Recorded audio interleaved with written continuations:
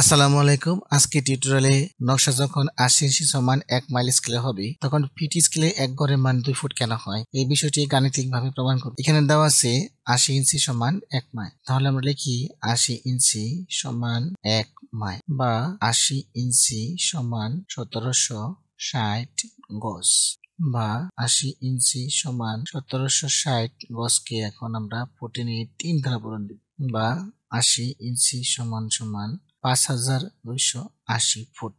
এখন ১ ইঞ্চি সমান কত হবে? ৫,২৮০ ডিভাইডেড বাই ৮০ বা ১ ইঞ্চি সমান আমরা পাই ৬৬ ফুট। এখন এই যে এখান থেকে ১ ইঞ্চি আছে, যদি আমরা ১ ইঞ্চি স্কেল দিয়ে এখানে মাপি তাহলে ৩৩ ঘর পর্যন্ত আমরা পাবো ১ ইঞ্চি। তাহলে এই ১ ইঞ্চির বদলে আমরা লিখতে পারি ৩৩ ঘর সমান ৬৬ ফুট। সুতরাং ১ ঘরের মান হয়ে যাবে ৬৬ ফুট ভাগ ৩৩ সমান ২ ফুট।